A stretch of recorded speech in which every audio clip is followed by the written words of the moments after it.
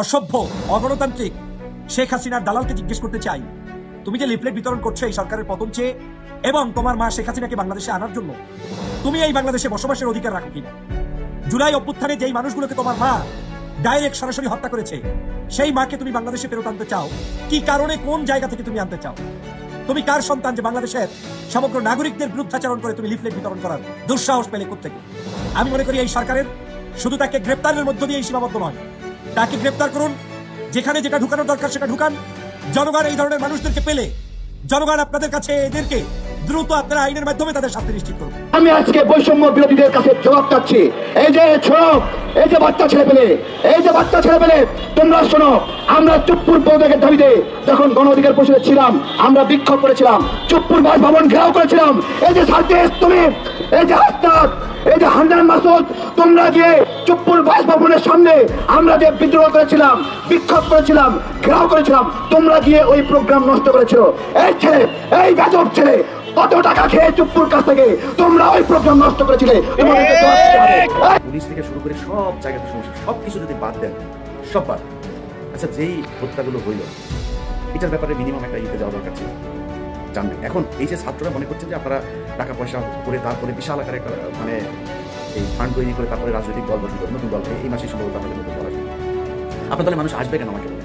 গতকাল বইমেলা উদ্বোধন হয়েছে এবং এই উদ্বোধনী অনুষ্ঠানের অনেক কিছু হয়েছে, বইমেলা শুরু হয়েছে, অনেক আলাপ আলোচনা চাইতে আরেকটা আলাপ যেটা আসলে ঠিক বইমেলার সাথে সরাসরি জড়িত নয়, সেটা বরং অনেক বেশি প্রধান হয়ে উঠল। সেটা হচ্ছে শেখ হাসিনার ছবি দেওয়া একটা ডাস্টবিন। অনেকেই সেটার কাছে ছবি তুলেছেন। আমাদের এই সরকারের প্রেস সচিব যেন শফিকুল আলম ভাই তার একটা ছবি দিয়েছেন। অনেকেই খুব সমালোচনা করছেন, অনেকে প্রশংসা করছেন। আসসালামু আলাইকুম দর্শক, আশা করি সবাই ভালো আছেন। নতুন একটি ভিডিওতে সবাইকে স্বাগত। বাংলাদেশের রাজনৈতিক প্রেক্ষাপট নিয়ে ভিডিওর শুরুতে কিছু ভিডিওর অংশ বিশেষ আপনারা দেখেছেন। মূলত আজকের এই ভিডিওটিতে সেই সকল ভিডিওর বিস্তারিত আলোচনা দেখতে পাবেন। ভিডিওর শুরুতে যে সকল ভিডিও দেখেছেন তা থেকে আন্দাজ করতে পেরেছেন আজকের এই ভিডিওটি কতটুকু গুরুত্বপূর্ণ হতে চলেছে। অতএব চলুন না টেনে একটি লাইক দিয়ে সম্পূর্ণ ভিডিওটি দেখে আসি। এতটাই বৃদ্ধি পাওয়া শুরু করছে আবার নতুন করে, এবং দুঃসাহস যেটা কল্পনা করা যায় না, যে বাংলাদেশের সরকারের টাকায় চলবে, সরকারের টাকায় খাইবে, সরকারের টাকায় জীবনযাপন করবে, সরকারের টাকায় সব করবে, আবার সরকারের পতন চেয়ে লিফলেট বিতরণ করবে। এই রকমের দুঃসাহস বাংলাদেশে কোনো আমলে কোনো সরকারের সময় আমার চোখে পড়ে নাই, যেটা এখন আওয়ামী লীগ তাদের এই খুনি হাসিনার দোসররা বাংলাদেশে করে বেড়াচ্ছে। আমি কি ভাষায় তাদেরকে বলবো, কি ভাষায় প্রতিবাদ করতে বলবো? আজকের বাকরুদ্ধ হয়ে যাচ্ছি যখন একজন সরকারের কর্মকর্তা, সরকারের চাকরিজীবী, সরকারের বেতন খায়, আমার দেশের ট্যাক্সের টাকায় যে বেতন হয়, সেই বেতনভুক্ত শিক্ষক নামধারী, কখনো বিসিএস ক্যাডার নামধারী বিভিন্ন ক্যাডাররা আজকের আওয়ামী লীগের লিফলেট বিতরণ করতে রাস্তায় নামছে। আজকে বলছি এই মাত্র গতকালকের ঘটনা, যে আওয়ামী লীগের লিফলেট বিতরণ করেছেন একজন শিক্ষা ক্যাডারের কর্মকর্তা। তিনি আবার বলছেন এই লিফলেট বিতরণ এটা নাকি তার অধিকার, এটা নাকি তার অধিকার। আমি এই অসভ্য অগণতান্ত্রিক শেখ হাসিনার দালালকে জিজ্ঞেস করতে চাই, তুমি যে লিফলেট বিতরণ করছো এই সরকারের পতন চেয়ে এবং তোমার মা শেখ হাসিনাকে বাংলাদেশে আনার জন্য, তুমি এই বাংলাদেশে বসবাসের অধিকার রাখো কিনা? জুলাই অভ্যুত্থানে যেই মানুষগুলোকে তোমার মা ডাইরেক্ট সরাসরি হত্যা করেছে, সেই মাকে তুমি বাংলাদেশে ফেরত আনতে চাও কি কারণে? কোন জায়গা থেকে তুমি আনতে চাও? তুমি কার সন্তান যে বাংলাদেশের সমগ্র নাগরিকদের বিরুদ্ধাচরণ করে তুমি লিফলেট বিতরণ করার দুঃসাহস পেলে কোত্থেকে? আমি মনে করি এই সরকারের শুধু তাকে গ্রেপ্তারের মধ্য দিয়ে সীমাবদ্ধ নয়, তাকে গ্রেপ্তার করুন, যেখানে যেটা ঢুকানোর দরকার সেটা ঢুকান। জনগণ এই ধরনের মানুষদেরকে পেলে জনগণ আপনাদের কাছে এদেরকে দ্রুত আপনারা আইনের মাধ্যমে তাদের শাস্তি নিশ্চিত করুন। আওয়ামী লীগের লিফলেট বিতরণ করছেন সেই শিক্ষা ক্যাডার কি জানেন? অন্তর্বর্তীকালীন সরকারের পদত্যাগ দাবিতে লিফলেট বিতরণ করছেন লালমনিরহাটের পাটগ্রামের সরকারি জসিমউদ্দিন কাজী আব্দুল গনি কলেজের ইংরেজি বিভাগের সহকারী অধ্যাপক মুকিব মিয়া। বহুত বেড়ে গিয়েছে, 16 বছর বহু যন্ত্রণা করেছে। আমি যে বলেছি যে বাংলাদেশের প্রত্যেকটি রন্ধ্রে রন্ধ্রে আওয়ামী লীগ শেখ হাসিনা ঢুকিয়ে গিয়েছে, মেধার কোনো মূল্যায়ন নাই, শিক্ষার কোনো মূল্যায়ন নাই, এগুলো ডাইরেক্ট ছাত্রলীগ, তার প্রমাণ আপনাকে এখন দিচ্ছে। এই অধ্যাপক মুকিব মিয়া আবার অধ্যাপক লাগাইছে। শনিবার 1 ফেব্রুয়ারি সরকারের জাতীয় প্রেস ক্লাবের সামনে অন্তর্বর্তী সরকারের পদত্যাগ দাবিতে আওয়ামী লীগের লিফলেট বিতরণ করেন। ইংরেজি বিভাগের সহকারী অধ্যাপক মুকিব মিয়া বিসিএস শিক্ষা ক্যাডারের 31তম ব্যাচের কর্মকর্তা। ঢাকা বিশ্ববিদ্যালয়ের প্রাক্তন শিক্ষার্থী মুকিব মিয়া ছাত্রলীগের সোহাগ নাজমুল কমিটির গণ শিক্ষা বিষয়ক সম্পাদক। পেয়েছেন তো যে কোন আওয়ামী লীগ বিশ্ববিদ্যালয়ের গণশিক্ষা কার্যক্রম বিভাগের সম্পাদক হয়েছে 31তম ব্যাচের কর্মকর্তা, এবং তিনি এই মুকিব মিয়া শিক্ষা ক্যাডারের যুক্ত হয়ে তারপরে এখন শিক্ষা ধ্বংস করেছেন। মুকিব মিয়া ফেসবুকে লিফলেট বিতরণের ছবি পোস্ট করেন। এ নিয়ে অন্তত 13টি খবর শেয়ার করেছেন। ফেসবুক প্রোফাইল ঘুরে দেখা গেছে মুকিব মিয়া ছাত্র জনতার অভ্যুত্থানের শেখ হাসিনার সমর্থক। চিন্তা করেন, এখনো আওয়ামী লীগের সমর্থক। সে আমার টাকা আপনার টাকা বেতন নেয়, আপনি ট্যাক্স দিচ্ছেন সেই ট্যাক্সের টাকায় এই মুকিমের মতো আওয়ামী লীগের দালালরা বেতন নেয়। আর শেখ হাসিনাকে আবার প্রত্যাবর্তন করানোর জন্য তিনি এখন লিফলেট বিতরণ করে। এগুলোকে যেখানে পান সেখান থেকে ধরে নিয়ে তাড়াতাড়ি শায়েস্তা করার ব্যবস্থা করুন। কত বড় ধৃষ্টতা! একজন খুনি হাসিনাকে আমার টাকা দিয়ে বেতন দিচ্ছি, পিচাসগুলো এখন আমার এই শেখ হাসিনাকে বাংলাদেশে ফেরত আনার জন্য ষড়যন্ত্রে লিপ্ত রয়েছে। তিনি বলছেন গত 27 মার্চ প্রোফাইল ছবি হিসেবে আপলোড করা শেখ হাসিনার ছবিতে লেখা বিজয় আসবেই। চাকরিবিধি সামাজিক যোগাযোগ মাধ্যম ব্যবহারের নির্দেশনা অনুযায়ী সরকারি চাকরিজীবীর সামাজিক যোগাযোগ মাধ্যমে সরকারের সমালোচনা করার সুযোগ না থাকলেও ডক্টর মোহাম্মদ ইউনূস ও তার নেতৃত্বাধীন অন্তর্বর্তী সরকারের করার সমালোচনা করেন মুকিব মিয়া। 5ই আগস্টের পর লোভে পাপে ইউনূস বাহিনীর নির্যাতন, নাৎসি হিটলারেও হার মানায়, ইউনূসের নাৎসি বাহিনীর সবল থেকে রেহাই পেল না। শিক্ষার্থীরা বাংলাদেশে গৃহযুদ্ধের দিকে ঠেলে দিবে মব সংস্কৃতি চালু করেছে অবৈধ ইউনূস সরকারের উপদেষ্টারা।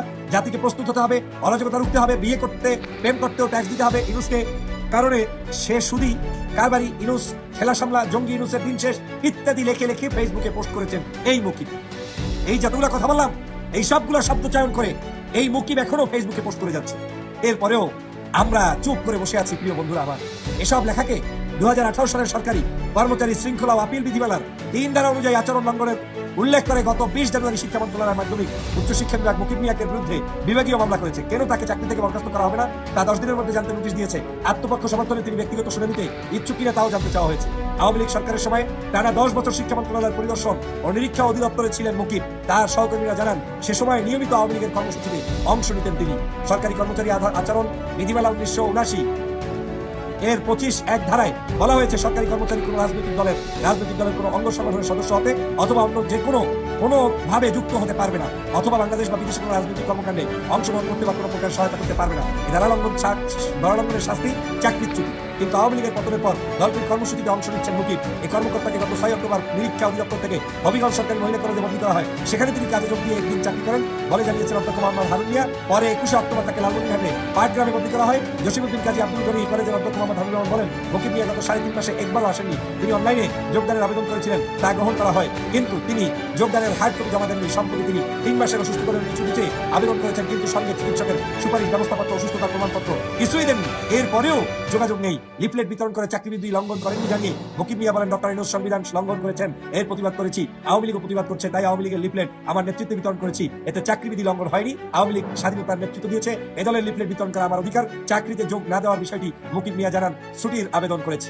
কত আলালের দলের দুলাল এরা এখন বাংলাদেশকে এখন লুটে পুটে খাচ্ছে সমগ্র জায়গায় এই আওয়ামী লীগের দালালগুলো।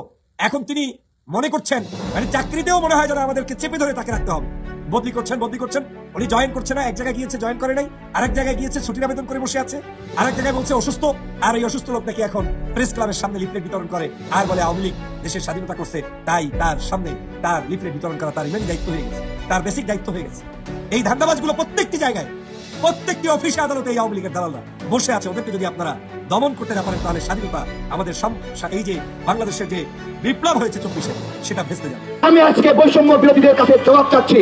এই যে ছোট, এই যে বাচ্চা ছেলে পেলে তোমরা শোনো, আমরা চুপ্পুর পদত্যাগের দাবিতে যখন গণ অধিকার পরিষদে ছিলাম আমরা বিক্ষোভ করেছিলাম, চুপ্পুর বাসভবন ঘেরাও করেছিলাম। এই যে সার্জিস তুমি, এই যে হাসনাত, এই যে হান্নান মাসুদ, তোমরা গিয়ে চুপ্পুর বাসভবনের সামনে আমরা যে বিদ্রোহ করেছিলাম, বিক্ষোভ করেছিলাম, ঘেরাও করেছিলাম, তোমরা গিয়ে ওই প্রোগ্রাম নষ্ট করেছো। এই ছেলে, এই বেদব ছেলে, কত টাকা খেয়ে চুপ্পুর কাছ থেকে তোমরা ওই প্রোগ্রাম নষ্ট করেছিলে? কত টাকা খেয়েছো তোমরা? বেদবি।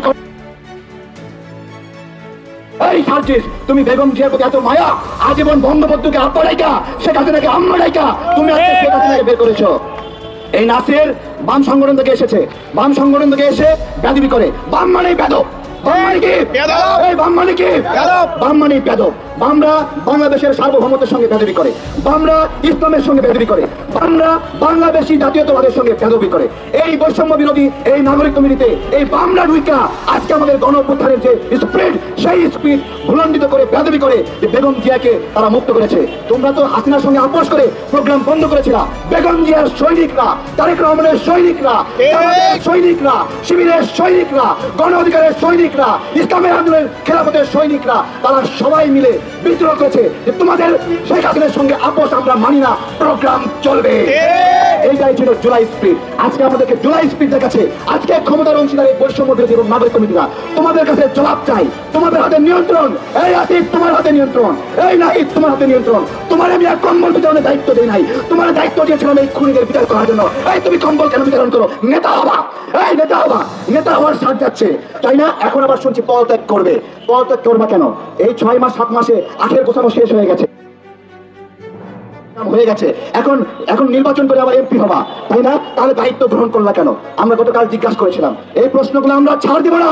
572 জনকে তারা জামিন দিয়েছে, আমরা তার তালিকা বের করবো। তালিকা করে করে ওই আমরা ছবি টাঙ্গাবো, অমুক বিচারপতি অমুক আওয়ামী লীগ দোষরকে জামিন দিয়েছে। এই জামিনের ছবিগুলো এই প্রেস ক্লাবে আমরা বড় বড় করে প্রচার করবো। কোন কোন বিচারক জড়িত, তাদেরকে আসিফ নজরুল সুপারিশ করেছে না নাহিদ সুপারিশ করেছে, আমরা সেগুলো সব ফাঁস করে দিব। নাহিদ মাইনকা চিপায় পড়লেই তার পাছা খুইলে কালো পাছা দেখায়, কালো পাছা দেখায় আবেগ ছড়ায়, আবেগ ছড়াই, আবেগ ছড়াই। আমার কথা, কালো পাছা শুধু তোমার হয়নি, কালো পাছা জামাতের হয়েছে, শিবিরের হয়েছে, তাহের ভাইয়ের হয়েছে, কালো পাছা খসরু ভাইয়ের হয়েছে, সালাউদ্দিন টুকু ভাইয়ের হয়েছে, শিমুল বিশ্বাসের হয়েছে, শফিকুল ইসলাম হুজুরের হয়েছে। এইভাবে আমরা সবাই নিপীড়িত হয়েছি, সবাই নিপীড়িত হয়েছি। সেই জায়গাগুলো আমাদের নষ্ট করে করে আজকে জুলাইয়ের স্পিডের কর্তৃত্ব নিয়ে আমাদেরকে অসম্মান করে, বেদবি করে। 16 বছর ধরে আমরা লড়াই করছি, আমাদেরকে বলে 16 বছর ধরে না খেয়ে আছি। আমরা না খেয়ে আছি, কিন্তু তোরা কারা? তোরা কি 16 বছর খেয়েছিলি? তোরা 16 বছর খেয়েছিস, এখন কেন খাচ্ছিস তাহলে? জিজ্ঞাসা বলে যে 28 তারিখে আমরা পালিয়ে গিয়েছিলাম। আমি 28 তারিখে লড়াই করেছি, আহত হয়েছি, মাটিতে লুটিয়ে পড়েছি। আমার 28 তারিখে লড়াই নিয়ে কটাক্ষ করিস তোরা। তুই 28 তারিখে কি করেছিলি? তুই 28 তারিখে আওয়ামী লীগ ছিলি, তুই 28 তারিখে ছাত্র লীগ ছিলি, তুই 28 তারিখে দালাল ছিলি, আওয়ামী লীগের দোষর ছিলি, হাসিনার দোষর ছিলি। 28 তারিখে আমরা যে লড়াই করেছিলাম সেই লড়াই নিয়ে তোরা কটূক্তি করিস। চট্টগ্রামে সরকারি কর্মকর্তা আওয়ামী লীগের হয়ে লিফলেট বিতরণ করছে। নেভির কর্মকর্তারা আওয়ামী দোসরদেরকে পালাতে সহযোগিতা করছে। মৎস্য সচিব সে বলছে যে তারেক রহমান ফোন করলে কাজ হবে না, তাদের বিএনপি জামাতে অ্যালার্জি। আমার ডক্টর ইউনূস স্যারকে জিজ্ঞাসা, আপনাদের বিএনপি জামাতে অ্যালার্জি, রাজনৈতিক দলগুলোর প্রতি অ্যালার্জি, শুধু আওয়ামী লীগের প্রতি কোনো অ্যালার্জি নাই। আওয়ামী লীগের প্রতি অ্যালার্জি নাই দেখেই 572 জনকে আপনারা জামিন দিয়েছেন। ডক্টর ইউনূস স্যারকে, আসিফ নজরুলকে, আসিফ মাহমুদকে, নাহিদকে জবাব দিতে হবে কেন সাবের হোসেন চৌধুরীকে জামিন দিয়েছে। জবাব দিতে হবে কেন সাবেক পরিকল্পনা মন্ত্রীকে জামিন দিয়েছে। জবাব দিতে হবে 572 জনকে জামিন দিয়েছে। সেনাপ্রধান ওয়াকার সাহেব, আপনি সেনাপ্রধান হয়েছেন বলে জবাবের ঊর্ধ্বে এটা ভাবেন না। আপনাকে জবাব দিতে হবে আপনি কেন 625 জনকে সেফ এক্সিট দিয়েছেন। এসএসএফ এর প্রধান, আপনাকে জবাব দিতে হবে আপনার বাসায় কেন আওয়ামী লীগ নেতাকে পাওয়া গেল। এই সব জবাব আপনাদেরকে দিতে হবে। আপনাদের আওয়ামী লীগের প্রতি কেন অ্যালার্জি নাই? আওয়ামী লীগ খেতে আপনাদের এত আরাম লাগছে কেন? আমরা এই জিজ্ঞাসা করছি। সংস্কারের কথা বলছে, এই বাংলাদেশের সকল মানুষের মধ্যে গণভোট করেন, মতামত নেন। গত 6 মাসে সংস্কার বিষয়ে তারা যে যে উদ্যোগ নিয়েছে সেগুলোতে আপনারা সন্তুষ্ট কিনা? এইখানে আমার এই গণ অভ্যুত্থানে চোখ হারানো ভাই পাশে দাঁড়িয়ে আছে, বলছে তারেক ভাই একটা কর্মসংস্থানের ব্যবস্থা করেন। আমার কথা, উনি আমার কাছে এসে কেন বলবেন একটা কর্মসংস্থানের ব্যবস্থা করেন? জুলাই গণ অভ্যুত্থানের ফান খাইলো সার্জিস, আর তারেক কাইসা বলবে একটা কর্মসংস্থানের ব্যবস্থা করেন। মশকারা পেয়েছেন। এই যে মুগ্ধর ভাই স্নিগ্ধ, তোমাকে জুলাই স্মৃতি ফাউন্ডেশনের দায়িত্ব দেওয়া হয়েছে। এই মিয়া, তুমি তোমার ফাউন্ডেশনে আত্মীয় স্বজনকে নিয়োগ দিয়েছো কিনা? কেন? এই জবাব দিতে পারবা? জবাব দিতে পারবা? তোমার এই আবেগ নিয়ে তোমার ভাইকে এখানে জীবন দিয়েছিল। হ্যাঁ, আবু সাইদের পরিবারের আইসা, পরিবারের সদস্যরা আইসা ইউনূস স্যারের সঙ্গে এসে ছবি তোলে। বসুন্ধরা গ্রুপ আর কোন কোন গ্রুপ চাকরি দিচ্ছে, সেই চাকরি পোষাচ্ছে না, সে চাকরি ছেড়ে দেবে। ইউনূস স্যারের সাথে এসে মিটিং করছে। আমার কথা, সব কনসেন্ট্রেশন ওইদিকে কেন? কেন এইখানে চোখ হারাইছে যে লোকটা দাঁড়ায় আছে তার দিকে কেন মনোযোগ নাই? জিজ্ঞাসা করছি। কেন হাসপাতালের সামনে আহত ভাইরা রাস্তা অবরোধ করছে? জবাব দিতে হবে। এইদিকে জামিন দিচ্ছেন একটার পরে একটা, 572 জনকে জামিন দিয়েছে, একবারে প্রমাণিত খুনি তাদেরকে জামিন দেওয়া হয়েছে। ওই নেভির কর্মকর্তাদের কত বড় সাহস, রড হাতে নিয়ে আমাদের ভাইদের উপর গতকালকে হামলা করেছে। এই তোমাদের এত প্রেম কেন? কেন সরকারি কর্মকর্তা আওয়ামী লীগের হয়ে লিফলেট বিতরণ করছে? ইউনূস স্যারকে জবাব দিতে হবে। এইখানে বিশ্বের বিভিন্ন দেশে গিয়ে বিভিন্ন গ্রাফিতির ছবি দেখায়। আমি বলছি, আপনি যেই গ্রাফিতির ছবি দেখান, ওই গ্রাফিতি আমাদের গণ অভ্যুত্থানের ছবি নয়। আমি নিশ্চিত করছি ওগুলো গণ অভ্যুত্থানের পরের ছবি। আপনি দেখান ওই ছবিটা কিভাবে নির্মম ভাবে রাস্তায় ফেলে পেটে গুলি লাগিয়ে গুলি করা হয়েছে, ওই ছবি আপনার বইয়ের মধ্যে নাই, আমি গ্যারান্টি দিচ্ছি। রঙিন রঙিন ছবি দেয়ালে আঁকিয়েছে গণ অভ্যুত্থানের পরে, সেগুলো দিয়ে বই বানিয়েছে। অথচ বইয়ে দেওয়ার দরকার ছিল যে কিভাবে খুন করলো, কিভাবে লাশগুলো পড়েছিল, কারা খুন করলো। আমি আপনাদেরকে আজকে হলফ করে বলছি যে এই গণ অভ্যুত্থানে জড়িত প্রশাসনের কোন কর্মকর্তার বিরুদ্ধে এই মুহূর্তে আপনি আর কোনো মামলা করতে পারবেন না। আমি আপনাদেরকে নিশ্চিত করছি, কোন থানা কোন আহতের মামলা নেবে না। আপনারা নিজে গিয়ে যারা আহত আছেন পরীক্ষা করে দেখেন। এই যে আপনি এদিকে আসেন, আপনি এখন গিয়ে মামলা করলে মামলা নেবে?